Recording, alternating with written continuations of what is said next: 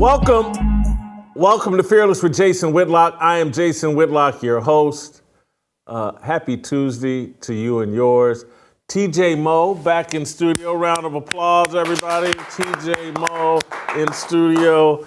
TJ, yesterday I was looking in the chat and people said, there goes Whitlock again. He done fired TJ Moe. I'm like, what? I was like, TJ will be in studio tomorrow. How long has it been since you've been on the show? Has it been that long? When you were on last week? I think I was on last week. 2 weeks ago, I was on from Dallas. You weren't on last week? I don't think I was on last week. Really? Well, anyway, TJ Moe is still here with us. We're going to have a fantastic show. TJ in studio, Steve Kim via remote from Los Angeles. We're going to talk about the U.S. women's national soccer team. We're going to talk about the running back controversy going on between Jonathan Taylor and Jim Irsay and NFL pay for running backs. And we'll also we talked a little bit about this yesterday, but when we talked yesterday, Mark Jackson had been demoted from ESPN. Now he's out at ESPN. And we'll ask the question whether or not Jackson's religious convictions are why he's out, that played a role in costing him a job with the Golden State Warriors. And according to reports of Andrew Marchand, Adam Silver and the NBA prefer Doris Burke and Doc Rivers over Mark Jackson. Is the NBA just cutting, Mark Jackson is just too religious for the NBA. We'll have that discussion a little bit later. I'm going to open up some space for this U.S. women's national soccer team by taking care of one of my favorite sponsors. First, Liver Health Formula. You guys know I talk about it all the time. Been taking the stuff for nearly 2 years. 3-4 months ago, they jumped on board as a sponsor, unsolicited by me. Couldn't give a more authentic recommendation. If you struggle with a fatty liver, if you're trying to lose weight and get in better shape, nothing could help you more than Liver Health Formula. With a fatty liver, you're 3.5 times more likely to have heart failure than those without. The American Liver Foundation says that 100 million Americans have fatty liver, which means many people are at risk. We throw everything at our livers. Cholesterol, alcohol, toxins, Tylenol, cigarettes. That's why so many of us have a sluggish fatty liver that makes us gain weight and lose energy. Now you can do something about it. Liver Health Formula, 500 botanicals that are 12 clinically proven botanicals that help you reach the perfect use of your liver. It's manufactured right here in the US of A. What could be better? I can give you my own personal endorsement about its ability to help burn fat, boost your metabolism, your energy, all of that transform. See how big this shirt is on my car? I got to buy new clothes. I'm losing weight at a rapid rate right now. My diet, exercise good. My Liver Health Formula is helping. Get on board. Get your free bottle of blood sugar formula to reduce sugar cravings when you order today. Try Liver Health Formula by going to getliverhelp.com/Jason. Claim your free bonus gift. That's getliverhelp.com/Jason. You want to shed pounds like me? Mix this into your routine. All right, let's get to this fire starter that I've cooked up, and then we'll bring Steve Kim on, and he and TJ Moe will help me fan these flames. I don't feel bad rooting against the U.S. women's national soccer team in the World Cup. I'm not going to feign indifference. I want them to lose. I'm pissed that Portugal's best chance in extra time early Tuesday morning banged off the post, allowing the U.S. women's national team to advance to the knockout round via a 0-0 tie. Portugal almost ended the American nightmare. The band of Megan Rapinoe-led entitled women who struggle to respect our national anthem and lie about pay inequality. Rooting against the American nightmare is not unpatriotic. Rooting for them is.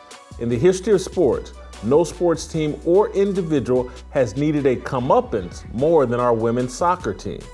After finishing with their second straight tie against an inferior opponent, Rapinoe and company preened, danced, took selfies, and celebrated like they had avenged their loss to a group of 15-year-old boys. Their post-game bravado was so unseemly Tuesday morning that Fox Sports broadcast team blasted them to my delight. Take a listen. These are not the images we should be expecting to see from a team that survived Portugal and survived to get to the round of 16. I appreciate them taking care of the fans, but let me tell you, Carli Lloyd's butt would be back in the locker room kicking things, throwing things. I have never witnessed, and just seeing these images for the first time right now on the desk, I have never witnessed something like that. There's a difference between being respectful of the fans and saying hello to your family, but to be dancing, to be smiling. I mean, the player of the match was that post. You were lucky to not be going home right now. Loved it. You know, I got weird sleeping patterns, so I'm up in the middle of the night or early in the morning when stuff like this is going down. Should we be surprised by the behavior of these young ladies? I say no. Their collective sense of entitlement and lack of gratitude created a delusion that only failure and embarrassment can correct. And I'm not sure losing to Portugal would correct anything. If they lose on Sunday to Sweden, I'm sure Rapinoe will figure out a way to blame sexism, systemic racism, or homophobia. The American nightmare has been 50 years in the making. The adoption of Title IX in 1972 was a plea agreement American men signed with radical feminists. We copped to a crime we didn't commit.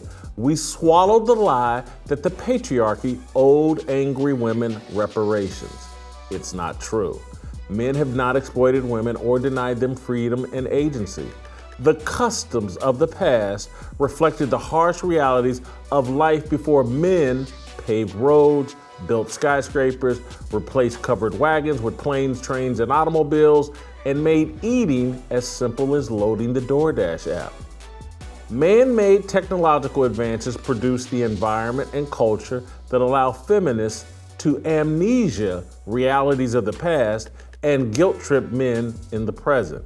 Feminists are pimps, no different from Iceberg Slim or Andrew Tate. Feminists have turned men into street-walking prostitutes who turn over the spoils of their work to their abuser.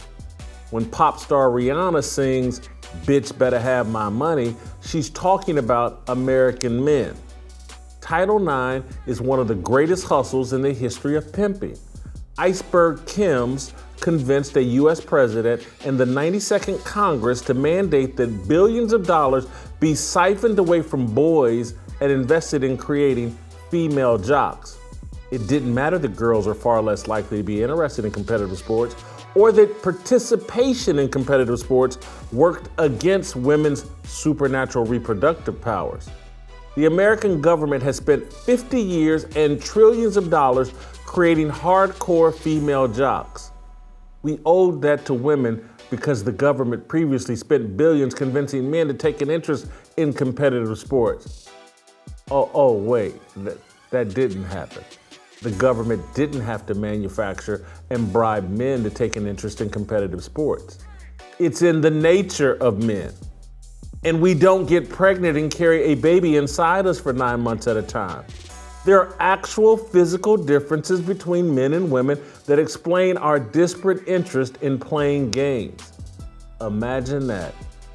Imagine spending billions of dollars and 50 years to create an unbeatable women's soccer team, and the players on that team using their government-paid-for platforms to demonize their investors.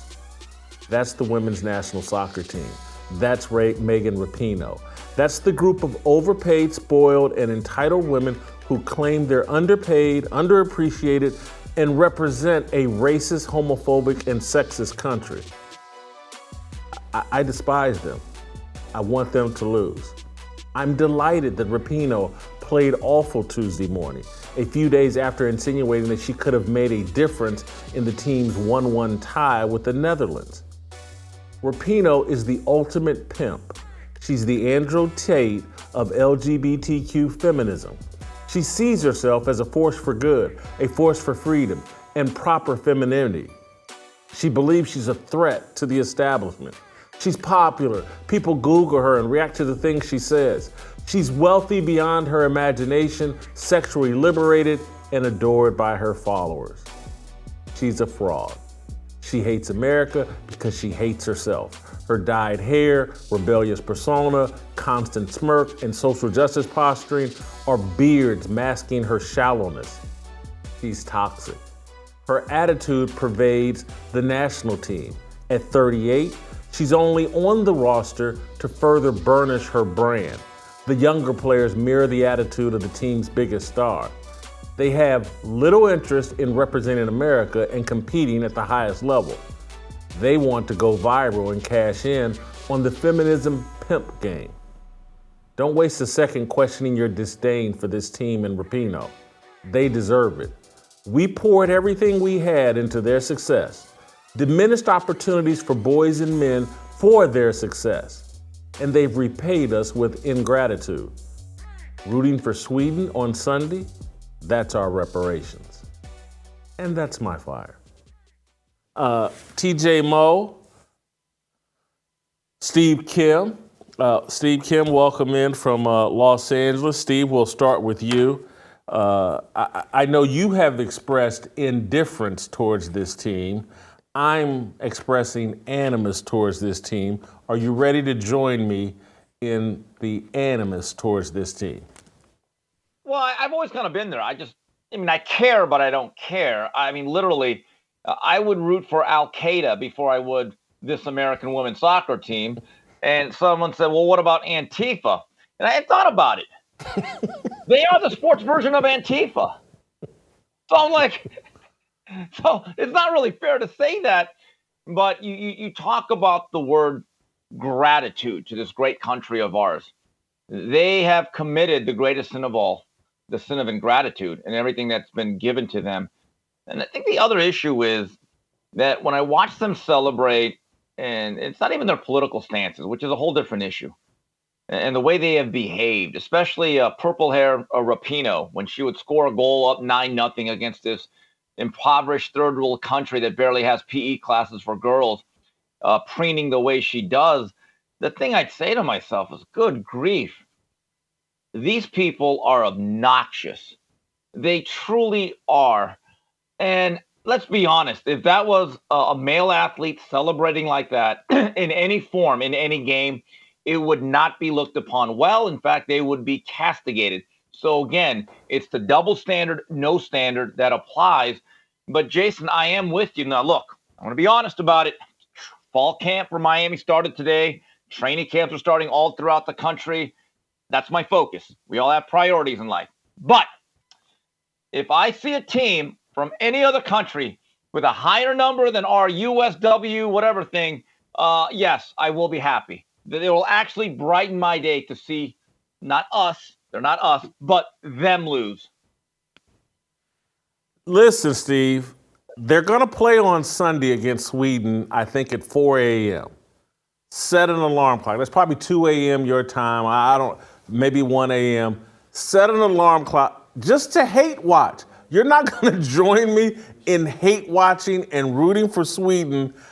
I think it's worth the time. I dislike them that much. I'm invested in their failure. I'm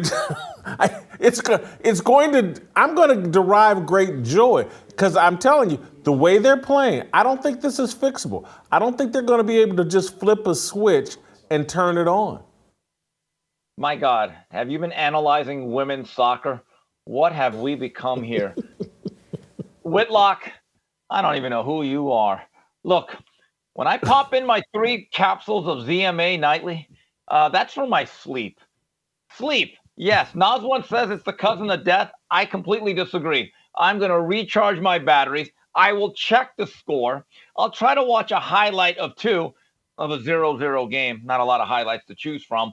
But I am with you. But, Jason, I think it's really interesting that I remember post-Dream Team, right around the mid-2000s, there seemed to be a growing sentiment that our NBA players were unlikable. They don't carry the American values. We don't like them. And I seem to recall a lot of fans and maybe even media members talking about how, you know what, we don't like them. They don't really espouse our values. and they don't represent us well. You know, it's funny.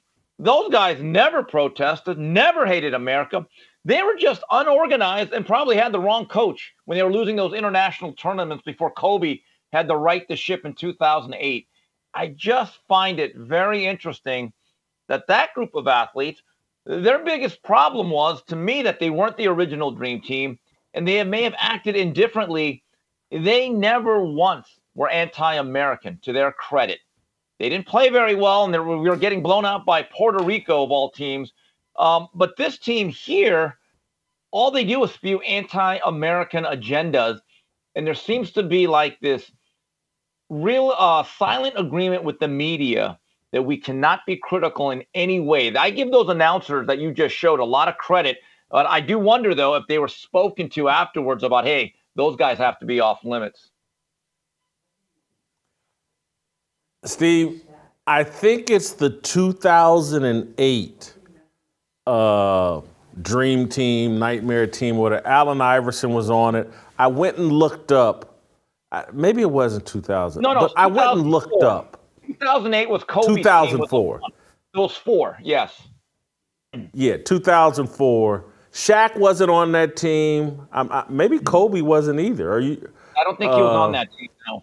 Yeah, Kobe wasn't either. And so it was 2004. I was writing for ESPN. I went and looked up this morning what I wrote about that team. And I actually defended that team. I actually defended Allen Iverson and defended the whole, like, there was a considerable backlash. The name of the article was called "The Haters Can't Handle the Truth."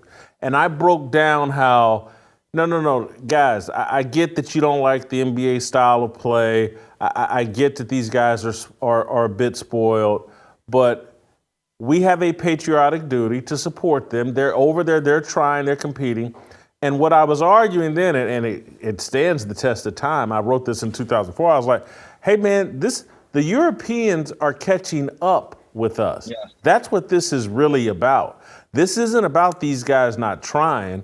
This is about the Europeans catching. And I analogized it to what happened in hockey in Canada when the Russians and the Eastern Europeans caught up with Canada in hockey, and they played some big tournament, a best-of-7 series, or maybe it was 8 games they played or whatever, and Canada squeaked by. They got down 3-1 and ended up having to win the last 4 games or whatever, and they won them all by 1 goal. But Canada was in uproar and like ripping the team. I even talked to some of the Canadian hockey players that were on that team.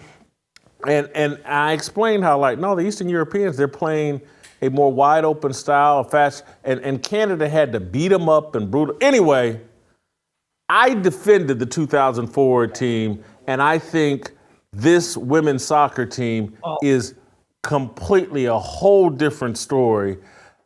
You know, from Rapinoe and the despisal of the national anthem, to the whole little equal pay hustle thing they pulled off. The last thing I want to ask you, Steve, before I bring TJ into the conversation, we played the highlight of Rob Stone and Carli Lloyd and Fox Sports basically beating up this women's team. I got to say, I was obviously pleased, but I was shocked that they hammered these guys. And when it's Carli Lloyd, who's a former teammate of all these guys and part of her brand, that was pretty courageous, I thought, on her part, and I was surprised. I'm wondering if Carli Lloyd had deep-seated feelings about what was going on, and she couldn't say anything. Like that at Penn, that swimmer, Marcia Spitz, the one that dominated everybody after transitioning, and how a lot of her teammates were not allowed to say anything. Yeah, Leah Thomas. Sorry about that. Yeah, Marcia Spitz. Anyway, so I just wonder Bill if that Thomas. Bill Thomas. I get the sense that she's had deep-seated, deep-rooted feelings about what was going on and the behavior, and then finally she just had enough and said, you know what, I have to make a statement here. I just look at this team. There's nothing redeeming about them. And as you pointed out, with legislation of Title IX, things of that nature, that type of money that is put into many club programs, going to college programs in the NCAA Division I level for soccer. We should be blowing teams out. We should be blanking them. It just really bothers me. By the way, the 2014 had an issue. Going back to that, Larry Brown was the coach, wasn't he? And it was the worst fit. Yes, he was. Yeah, it just did. Larry Brown's a brilliant basketball mind.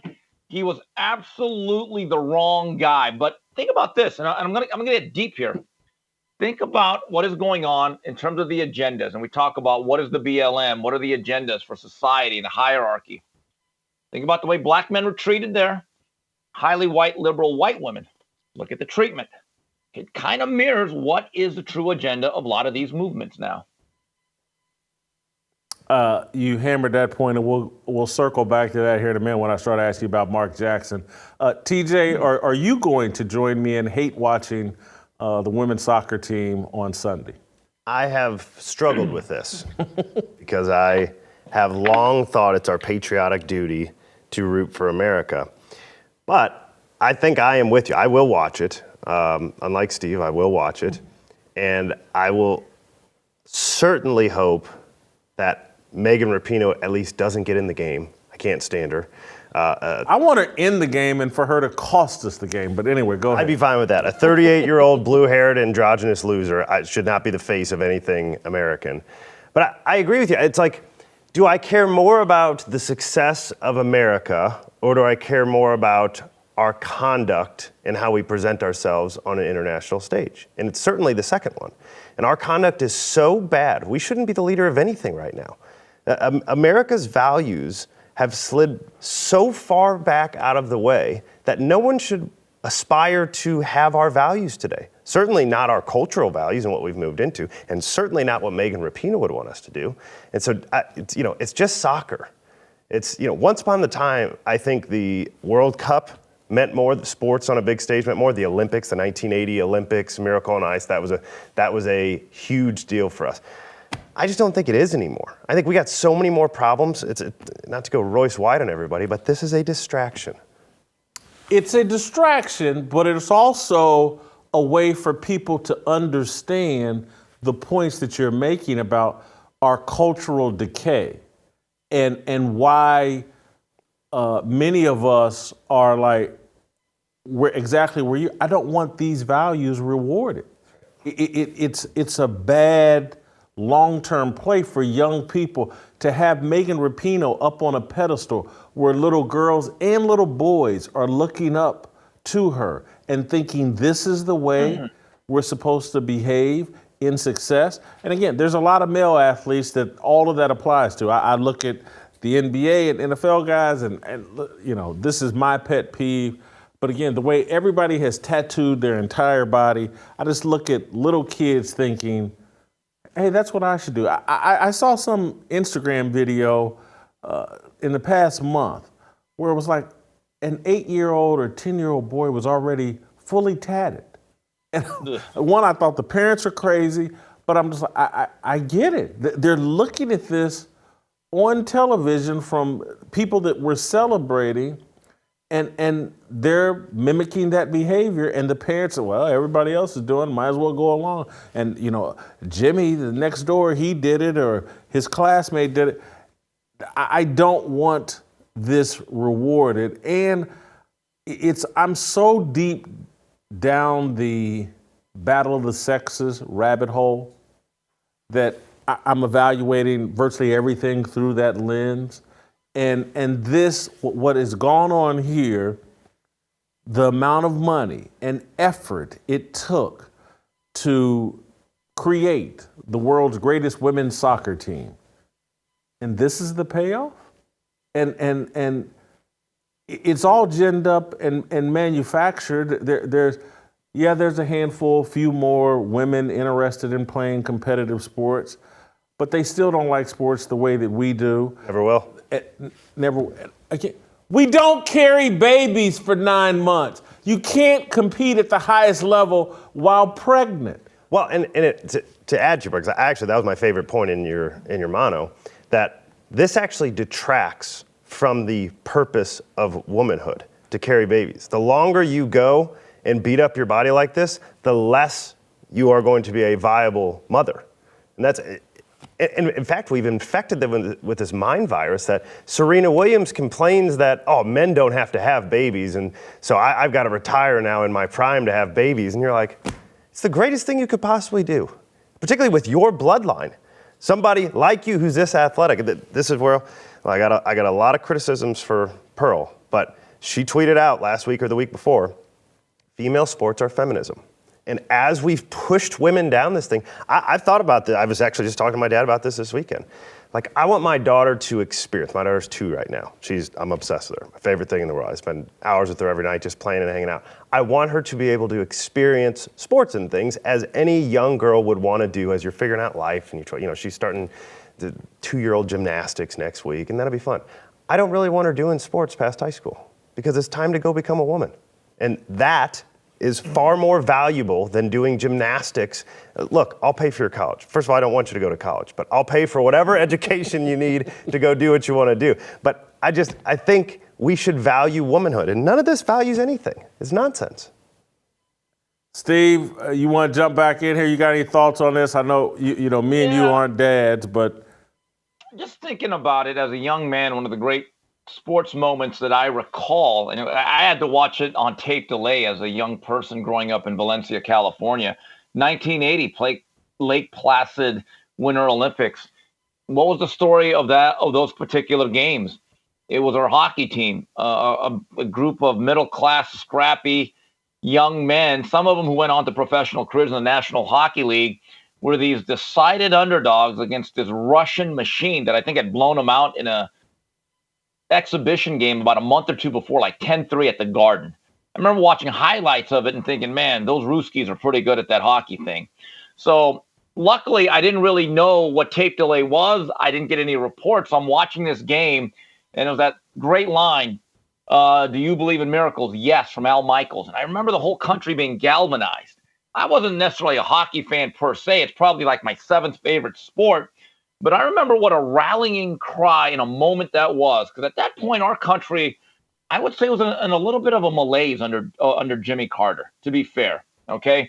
But I remember all those kids were incredibly happy. Like, they were like us. They were Jimmy America. And now you fast forward to 2023 to see this band of perennial malcontents represent our country. I mean, what a contrast. It's sad, because let me just say this. Jason, if you ask me that, hey, those 1980 kids, those group of guys are playing at 3 o'clock in the morning, I'd be like, okay, I'll think about it. This soccer team here, it's an old boxing joke. If they're playing soccer in my backyard, I'd close the drapes. I'll just leave it at that.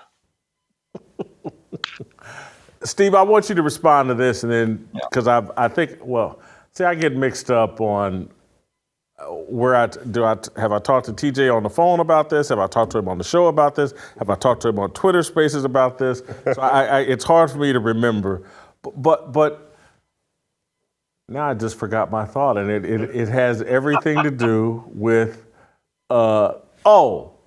my contention, Steve, that Title IX and all of this investment in women is a guilt trip play that's being run on men and the American government, and we don't owe them that. And that's what I'm trying to snap men out of. Quit buying the lie that we exploited them and we owe them all this stuff. And oh my God, if we had just treated them fairly, Brittany Griner would be as big a star as LeBron James. Stop it. That's a lie. Jason, what do they say? Hell is the path to hell is paved. Hell is paved with good intentions. Yeah, so that is Title IX. I understand the basic fundamental precepts of why you needed it and why it worked. I don't mind that. You know what I actually do find disgusting about it? Now they're almost forcing a Title IX in terms of our attention, that you have to actually not just watch women's sports as much as you do men. You have to pretend to enjoy it. And I'm not even doing that. I'm sorry. And there are some people in boxing and fans that hate me because I don't really like women's boxing all that much. There's very few fighters. of the female persuasion that I actually enjoy. In fact, we had one in studio yesterday, me and Mario, because I actually like her as a person. She's very bright, very amiable, and she can fight. But this whole notion that we have to now pretend to like it, so that for every 20 hours of NBA basketball you watch, you have to watch 20 hours of the WNBA and then say, wow, look at those bounce passes and reverse layups. Come on. We have to be honest about this. I actually believe Title IX is needed in the sense that, yes, girls to a certain point should have the opportunity to play sports. Okay?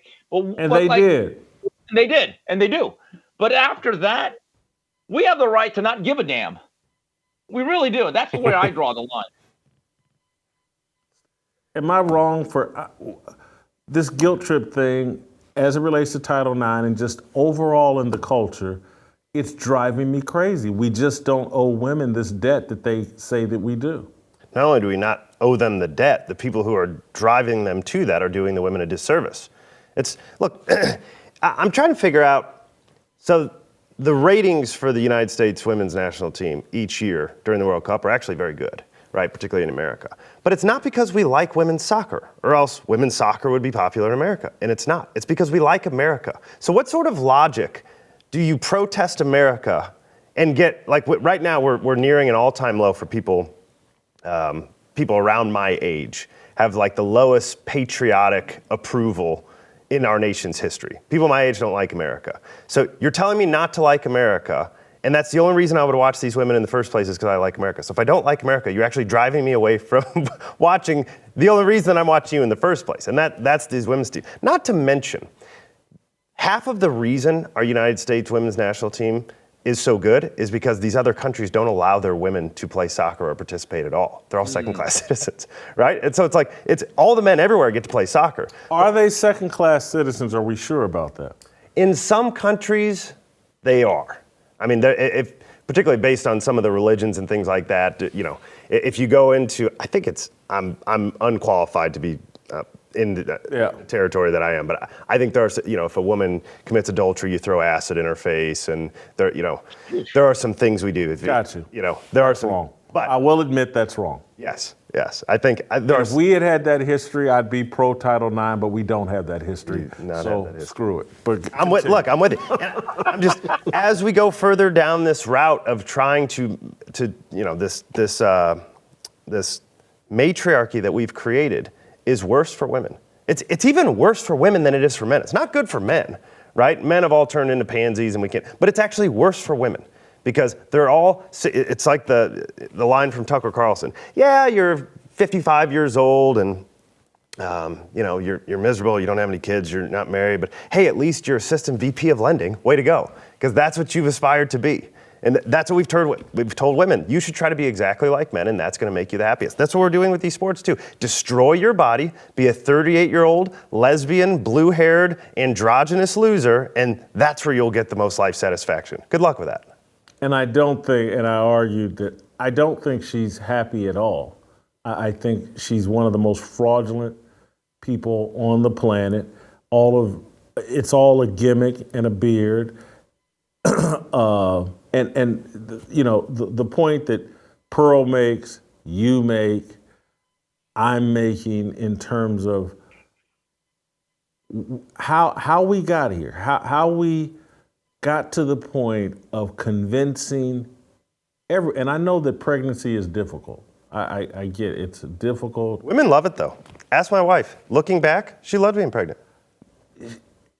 I think she probably loved nurturing a baby and producing a baby. It's rewarding. It's no different than the love we stupidly get from playing football and winning a conference championship. That's exactly right. And it's difficult, it challenges you, and it builds a bond with you and your teammates and blah, blah. And so that bond she's building with a child while carrying a baby, I get it, but it is difficult. You're overweight for a long time, and we were talking about it this weekend, though. This is why preaching this to women who have never had kids is so toxic because they don't get to experience it. My wife, with my son was born 7 weeks early, and she had to have an emergency C-section. And she still looks back at that time and was like, I love being pregnant. I just got to feel him inside of me. and I got to talk with him and bond with him at night. And I would do that again tomorrow. And she thinks back to her first pregnancy with our daughter, and she's like, after we got done, so Haven was 6 months old, she started talking about wanting to be pregnant again because she missed being pregnant. So there is a bond that, yeah, of course it doesn't sound good to men or women who have never done it, but there's a bond and something like God wired their brains to enjoy that. We would hate it. That men aren't wired that way. Well, I've been pregnant for some time. But even look, the patience that women have with these, it's like, I love my daughter. I want to spend about an hour with her every night. And then I got to go work or something.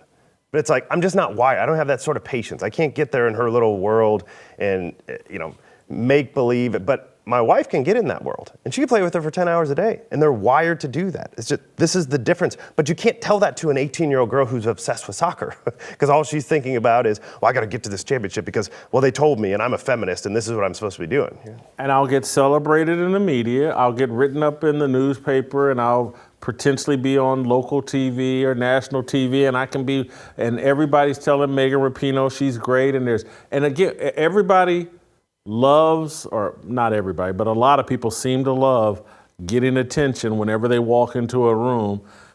I'm just a weirdo. That's never been my thing. What's your line? Give me the money. Yeah, give me the money, keep the fame. But I see a lot of people like Stephen A. Smith, and I'm not even saying that to disparage any of these people. Charles Barkley, they love going into rooms and everybody being attracted to them and wanting to talk to them. That ain't me. But let me move on. We've beaten up that issue, and I'm probably in enough trouble.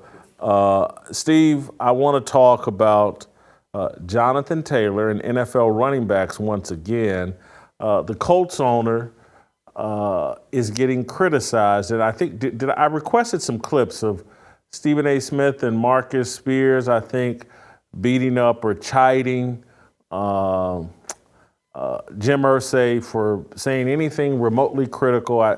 He had a couple tweets, one where he blamed it basically on the collective bargaining agreement, what's going on with NFL running backs. They feel underpaid. Their career span, their contract leverage disappears after 2 or 3 years in the NFL. And Irsay blamed the CBA that they all negotiated and agreed upon. And then he also made some comments where, didn't he say if both of us disappear? Yep. He said if I die tonight and Jonathan Taylor is out of the league, no one's going to miss us. The league goes on. It doesn't matter who comes and who goes, and it's a privilege to be a part of it. And so he has clearly disrespect. I want to hear from Stephen A. Smith and Marcus Spears back to back on them, criticizing or pushing back against Jim Irsay. Being in that room, are you going to say that with the same aloofness, with the same dismissive tendencies that you exhibited on camera? Are you going to say that with Magic Johnson and others in that room, people that don't look like you but are around, are part of that culture and entrenched in that fabric? That's number one. Number two, Mr. Irsay, I hope you're listening to this. Jonathan Taylor can ball. We know that this is a brother that had, 1,800 yards rushing in 2021? We know what he can do with the football when he's on the field. He was second in Offensive Player of the Year voting that year. There you go. The brother is elite, okay? He produced for your franchise. I will remind you, we're not throwing shade on Andrew Luck for retiring. I mean, God bless him, and I hope he's well. But the point is, he walked away from the sport because the sport was so violent and it was just something that he was having a difficult time absorbing. You got a guy on your team that's ready to produce, that wants to go out there and play for you. He just wants to be fairly compensated. And you're basically telling him, bump him, and you're speaking with such a level of insensitivity. I would remind the owner that is Irsay, sir, you had your problems, you've had your battles with alcohol. You've had your battle with substance abuse. You've spoken on those issues, those challenges. You've spoken about the issue of mental illness, okay? And there was a level of sensitivity that you implored people to have. This doesn't have anything specifically to do with an issue like that. I'm just speaking to the issue of requiring a level of sensitivity from others, yet you want to be dismissive when you want to be dismissed. You wish he showed some grace in this situation because people have given him grace. And that's all I'm trying to say. And the fact that he did not do that, shows me a lot about him and who he truly is. I've heard enough. Stop the tape. Stop.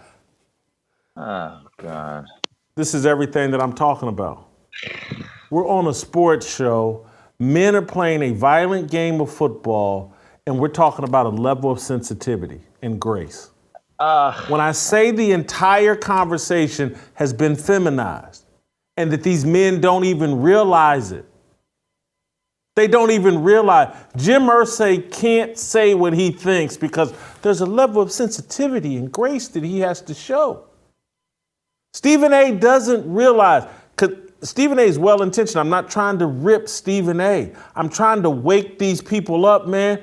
You've been feminized. Anytime Molly Qerim is jumping in, yeah, you're right, there's a level of grace. That should be a red flag. Warning, warning, warning. They've taken my balls. I sound like Molly. I'm not trying to rip Stephen A. because this is across the board. The way we talk about everything. You set a woman in the studio and they feminize the whole thing.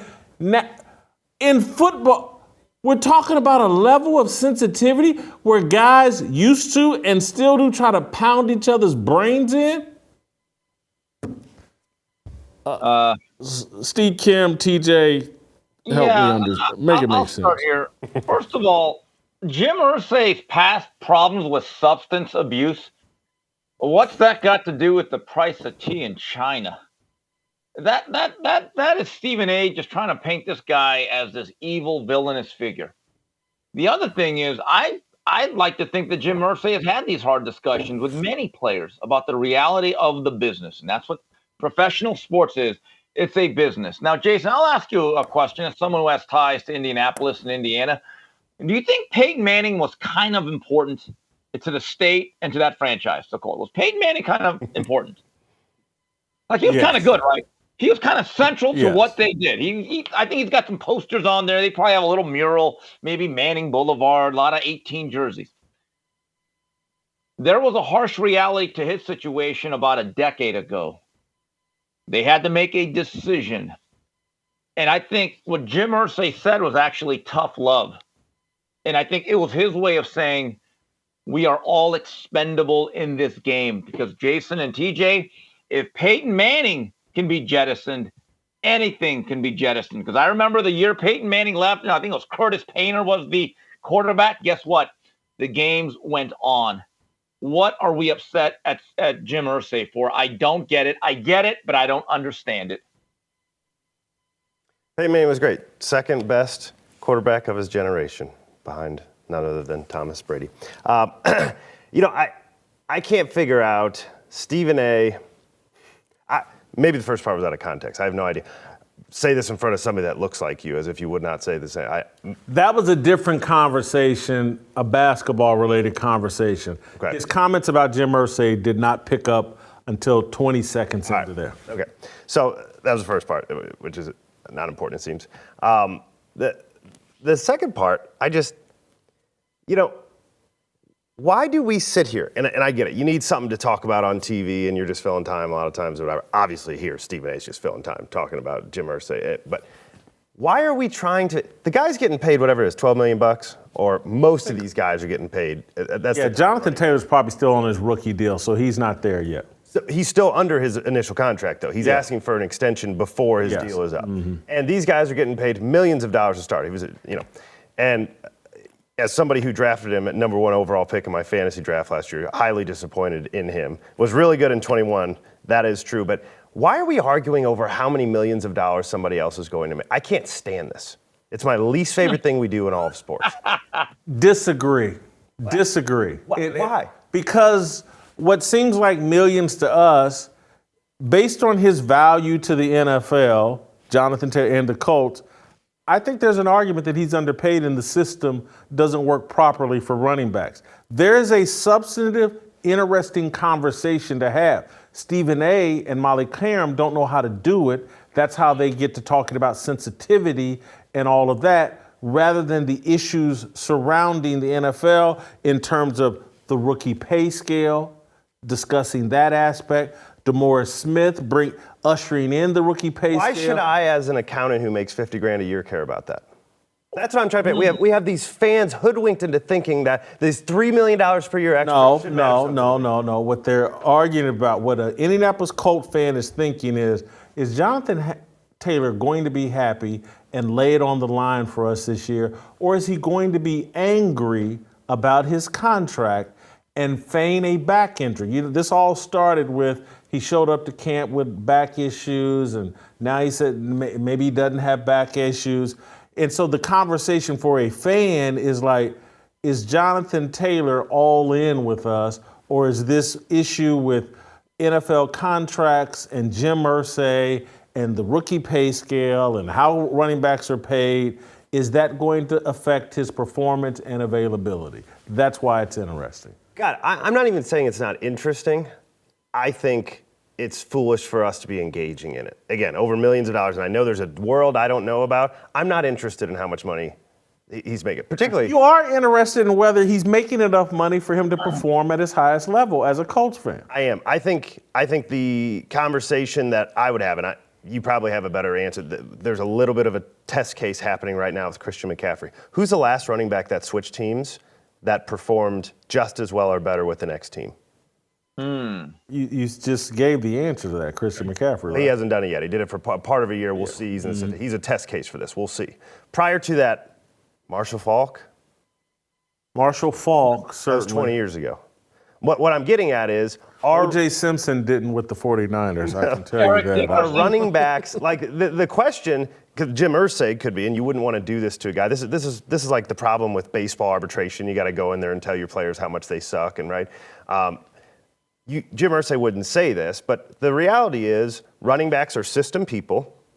They work really well in individual places, and then they get out over their skis, think they can do it somewhere else, and then they suck. So are they actually worth that? Because I don't care about the $3 to $5 million more that they want. $12 million versus $14 million doesn't affect my life at all. I can't think. We'll see if Christian McCaffrey is this guy, and if he is, he's the outlier. But virtually every other running back that switched teams sucks the next year. Eric Dickerson, that's long ago. Yeah, had some big years. Actually led Adrian Peterson.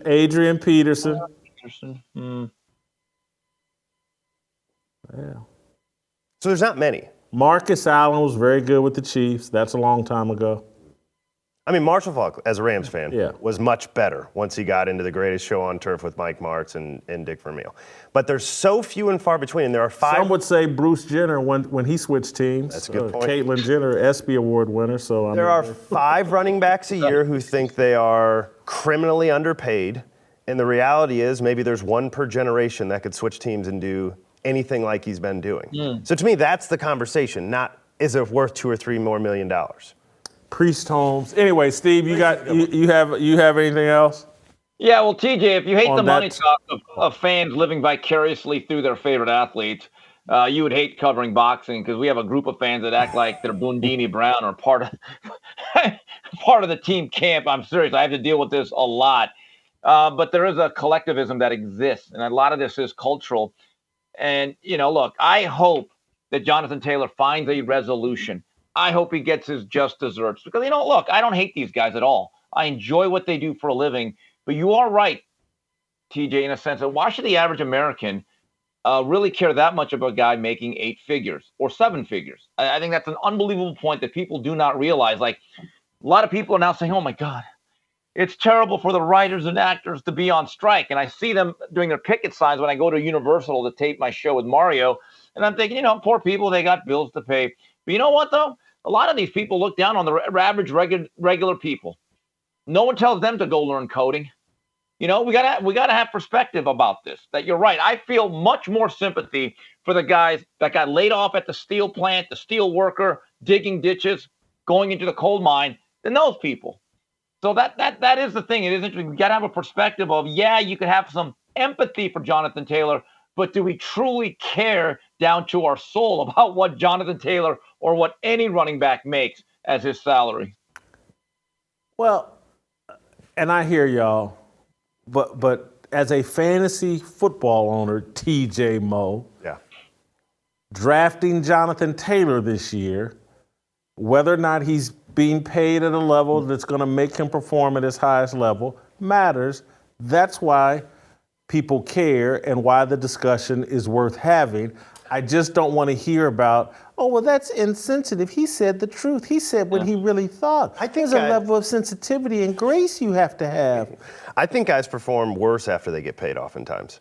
It's like, I don't want anybody to get paid. Go think you got a chip on your shoulder and you got to earn it. That's a whole somewhere different else. discussion. I mean, I hate talking about the money with these people at all. I want good players on my team. You guys work it all out. Who's coming out there on Sunday? That's who I'll watch.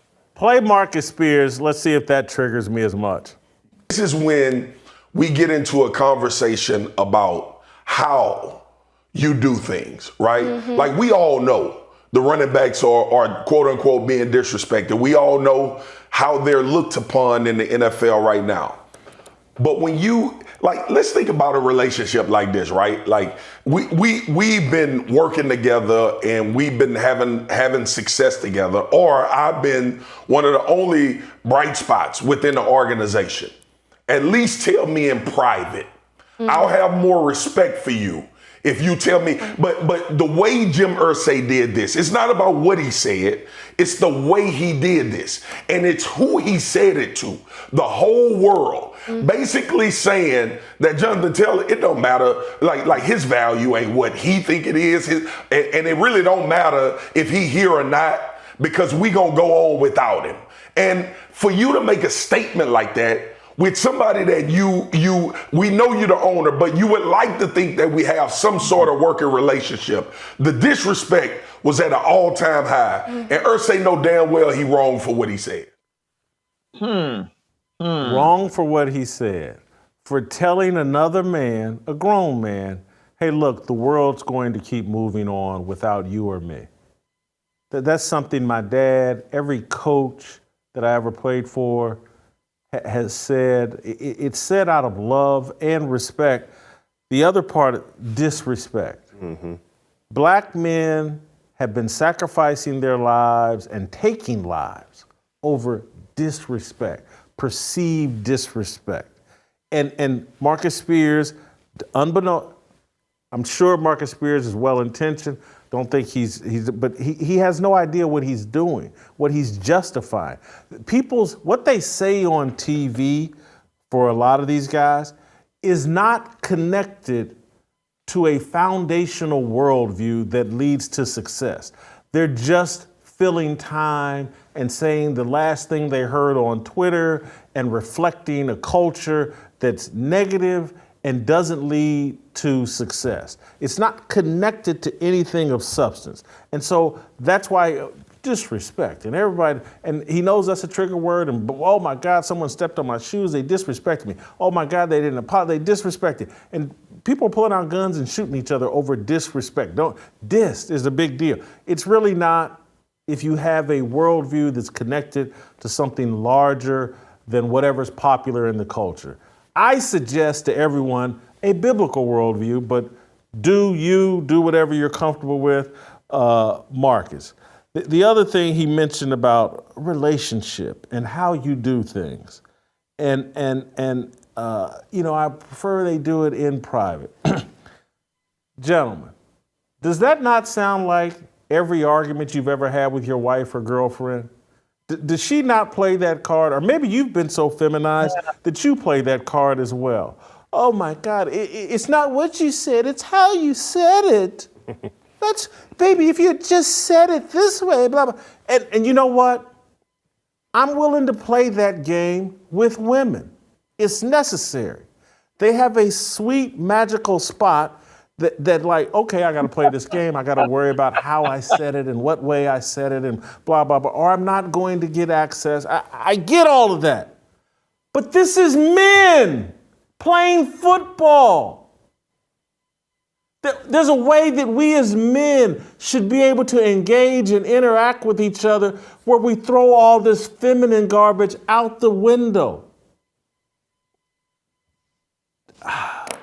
Anytime you got Molly mm-hmming you in the back, you need to reevaluate what you're saying. I get it, but you know why he does? Because Molly's in the room and he wants her to And I'm speaking in generalities, not specifics. I don't know. I just know how men operate. And I'm not trying to disparage Marcus or his marriage or whatever's going on in his family, but what men always do, particularly those not connected to any biblical worldview or spiritual worldview. It's like they want to keep their options open with every woman they find attractive.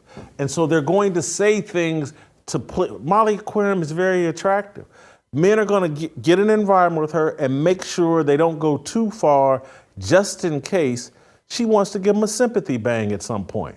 I'm just keeping it, I'm sorry for keeping it that real, but that's how men think and operate in the secular world, in the TV world. I know it, I've experienced it, I know it. And so that's what you put an attractive woman on a set and guys start talking differently because, hey, she may lose her mind one day and I may get lucky. I don't want her to hate me. She hates Whitlock. He ain't never getting none of that because he keeps it too real. That's what, and that's what, I don't have to play that game. Steve, you got anything to say about Marcus Spears? Did you feel disrespected? Yeah, well, I just wonder about that spot. Does it, begin with the letter G? But anyway, the thing, I actually think Marcus has a point. Maybe that comment or statement by Irsay should have been made in private, but in listening to what Irsay said to those reporters, the tone in which he said it, I thought it was almost fatherly. It's like basically saying, son, this world is tough. There are fundamental rules and regulations that we play under, but eventually it will always move on. No one will feel sorry for you. And I truly believe, I've heard Jonathan Taylor speak. He's a very intelligent guy. This guy's going to be okay with or without football, okay? He didn't need football to get to college. He really didn't. He just probably would have had to pay for it. But anyway, if you would have said it in the exact same tone, based on what I think and know about Jonathan Taylor, I think Taylor would have nodded his head. He may have not liked it, but I think in his own mind would he said, okay, I hate this, I don't like it, but point taken. I want the audience to, one, start hitting the likes, the 5-star reviews. I'm sorry, this is self-aggrandizing, but what I'm giving you today and the way to evaluate and look at and just nailing down. I say some of this stuff all the time, but I'm giving you real-time examples of how we're being feminized and we don't even know it. We don't even realize it. These guys have no clue what they're doing. And many of us are watching it and we can't understand what's happening. But this is why they have dropped women into every discussion men have. They want us talking like women. And they don't want us, and this all connects to, and Steve, we're not gonna get to talking about Mark Jackson. I'm gonna let you go. Thank you, brother, and I'll see you later this week. Hey, Steve. But I want, this is connected to the conversation we were having about the U.S. women's soccer team. And just how they're turning this whole world upside down and turning it into this feminist Olympics, and how it's moving us away from what made the country great. Men doing high-risk things and women playing the role that they were intended to play. And that before all the technological advances, they had no other options. They didn't want to be roughnecks climbing on the top of skyscrapers and falling to their death. And so what we're witnessing is all of this entire conversation. I didn't know it because I'm watching these clips from Stephen A. and Marcus Spears in real time, but it's all connected.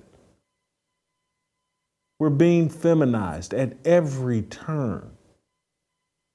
And we're going to pay the price for it because men doing dangerous things and not worried about whether or not someone's feelings were hurt or whether they were insensitive. We used to say sticks and stones may break my bones, but words will never harm me. We used to think like that and act like that. And we used to have rough conversations. And iron used to sharpen iron. And now, Stephen A. Smith, on the worldwide leader in sports, should be a man's domain. It's that was so insensitive. And Marcus Spears, and in a relationship, it's how you say it. It's not how it's said, and you got to say it this way. And that hurt my feelings, and I feel disrespected. And everybody's tapping into their female side, and then it plays out. You have no emotional control, and so you turn violent. Because you have you're still a man. You still have some testosterone in you. And now that you've been feminized and turned into a woman, and you have no control over your emotions, and you've been programmed in a way, any disrespect warrants an emotional response. These things are all connected. They're not. Marcus, Stephen A., I know you guys don't like me and think that I'm out to get you. I'm not out to get you. I'm trying to wake you up. Don't go. Your sons are going to pay a major price for this feminization of all of us. Your brothers, your nephews, someone in your family, you. Mark Jackson just paid the price. He got off for no reason other than his religious convictions. Because they're running all real men out. And perhaps that's why you guys are acting like women and just going along to get along. Because you don't, as long as the check clears, you'll bend over and do whatever's necessary to survive. Maybe that's it. That's all I got for today's show. Great job, Steve, TJ. We'll keep it moving. And tomorrow, I can already tell you, tomorrow's show, we're going to be back on this manhood topic, because we're going to talk about Andrew Tate, whether he's a force for good or a force for bad, whether his form of masculinity works or is proper. We'll do all that tomorrow, and we'll play tomorrow, and we'll see you tomorrow. No negotiation, my sister, no relation. We all just wanna have freedom. Sitting on a corner, never been alone. I'll break my back for freedom. Blessed, we are living, get back. We are receiving, no deceiving. We all wanna be free. We want freedom. I wanna be. I just want.